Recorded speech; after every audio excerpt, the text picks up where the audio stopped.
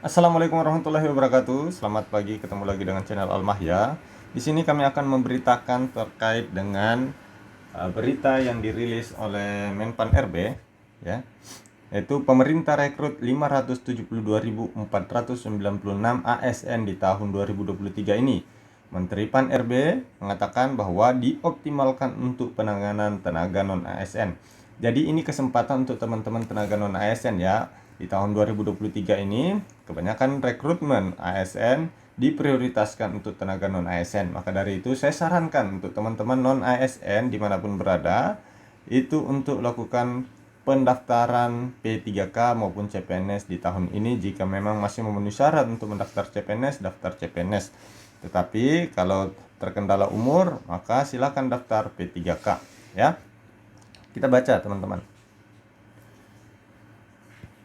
Di sini disebutkan bahwa pemerintah melalui Kemenpan RB telah menetapkan sebanyak 572.496 formasi aparatur sipil negara ASN nasional tahun 2023.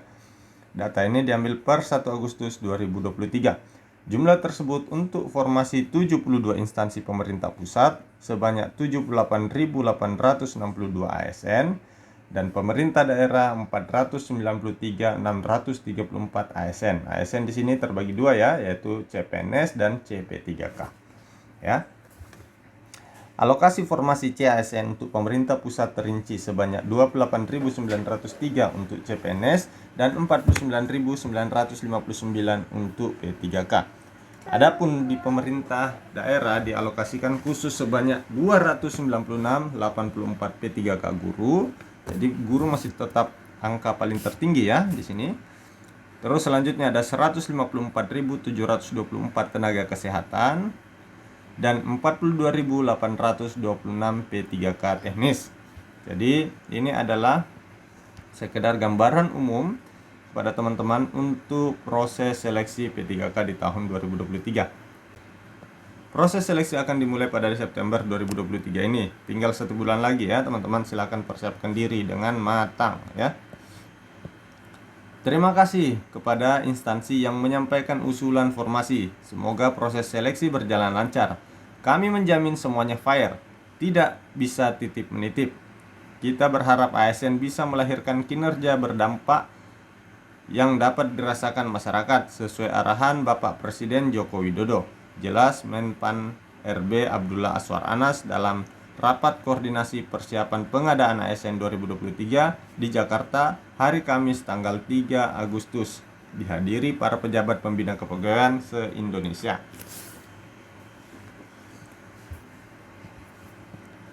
Rapat koordinasi pengadaan ASN 2023 dibuka Menteri Koordinator Bidang Perekonomian Airlangga Hartarto yang mewakili Presiden Joko Widodo dan dihadiri Menteri Pendidikan, Kebudayaan, Riset, dan Teknologi Nadiem Makarim serta Wakil Menteri Kesehatan Dante Saxono Harbuwono. Anas mengatakan terdapat sejumlah arah kebijakan rekrutmen ASN 2023. Pertama, fokus pada pelayanan dasar, masih sama ya dengan tahun lalu, dengan guru dan tenaga kesehatan menjadi formasi yang paling banyak disediakan. Hampir 80% formasi 2023 untuk guru dan tenaga kesehatan, ujar Anas. Arah kebijakan kedua adalah memberi kesempatan rekrutmen untuk talenta digital dan data scientist. Lalu, yang ketiga, mengurangi rekrutmen pada formasi yang akan terdampak transformasi digital. Nah, ini dia yang kita belum tahu secara detail ya, yang mana kira-kira yang terdampak terkait dengan transformasi digital yang dicanangkan ini. Anas menambahkan, rekrutmen ASN juga dimaksudkan sebagai upaya untuk seoptimal mungkin menyelesaikan tenaga non-ASN atau yang biasa disebut tenaga honorer. Diketahui jumlah tenaga non-ASN sebanyak 2,3 juta dan saat ini dalam proses diaudit BPKP bersama BKN. Pemerintah secara konsisten memberikan afirmasi, menunjukkan keberpihakan untuk tenaga non-ASN atau honorer juga kepada ex-THK2 karena mereka telah mengabdi. Maka rekrutmen ASN 2023 ini sebanyak 80% diantaranya untuk pelamar dari tenaga non-ASN dan 20% untuk pelamar umum. Jelas mantan Kepala Lembaga Kebijakan Pengadaan Barang Jasa Pemerintah LKPP tersebut. Sebelumnya, Kemenpan RB telah menetapkan sebanyak 1.030.751 kebutuhan ASN nasional tahun 2023. Namun terdapat sejumlah instansi yang tidak mengusulkan formasi, termasuk terdapat beberapa Pemda yang tidak mengoptimalkan usulan formasinya.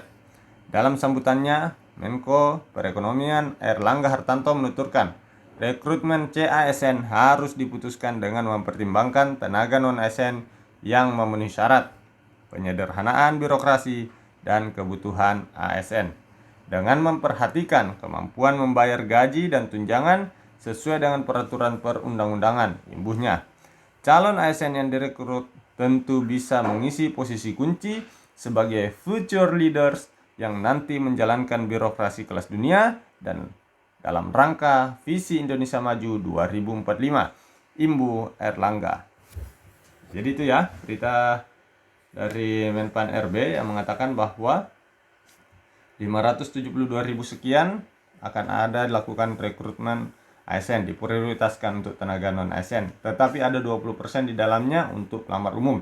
Jadi untuk pelamar umum juga masih bisa untuk mendaftar CASN tahun 2023 ini. Persiapkan diri masing-masing, kuota umum terbatas, maka dari itu nanti siapa yang paling berkualitas, siapa yang paling siap, dialah yang akan lulus. Saya doakan teman-teman yang nonton ini bisa lulus ya. Sekian, terima kasih. Assalamualaikum warahmatullahi wabarakatuh.